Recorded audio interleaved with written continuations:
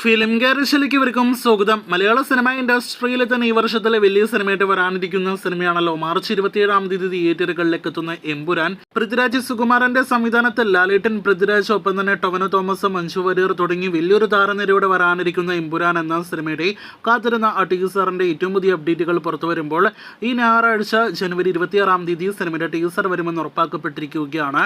Aashirvad സിനിമാസിന്റെ anniversary ദിനമായ ജനുവരി 25 സിനിമയുടെ ഒരു official teaser update, announcement update എല്ലാം തന്നെ വരുന്നതാണ്. ഇപ്പോഴത്തെ അതിനു മുന്നേ തന്നെ ചിത്രത്തിന്റെ ഇൻവിറ്റേഷൻ വന്നിരിക്കുകയാണ്. അത് പ്രകാരം സിനിമയ്ക്ക് ഒരു ടീസർ ലോഞ്ച് ഉണ്ട് എന്ന് ഉറപ്പാക്കപ്പെട്ടിരിക്കുകയാണ്. ജനുവരി 26 വൈകിട്ട് 6 മണിക്ക് കൊച്ചിയിലെ ലേ മെറിഡിയൻ ഹോട്ടലിൽ വെച്ചായിരിക്കും സിനിമയുടെ ടീസർ ലോഞ്ച് നടക്കുക. ലാലേട്ടൻ, പൃഥ്വിരാജ് ഉൾപ്പെടെയുള്ള സിനിമയുടെ അണിയറ പ്രവർത്തകരെല്ലാം തന്നെ ആ ലോഞ്ചിൽ സന്നിഹിതരായിരിക്കും. അപ്പോൾ കാത്തിരിക്കും സിനിമയുടെ ഒരു ടീസർ ലോഞ്ചിനായിട്ട്. മലയാള സിനിമ ഇൻഡസ്ട്രിയിൽ ഇനി വരാനിരിക്കുന്ന ഏറ്റവും വലിയ സിനിമയുടെ ഒരു വമ്പൻ പ്രൊമോഷന് തന്നെയാണ് ഇപ്പോഴത്തെ ടീസറോടെ തുടക്കം കുറിക്കാനായിട്ട് ഒരുങ്ങുന്നത്.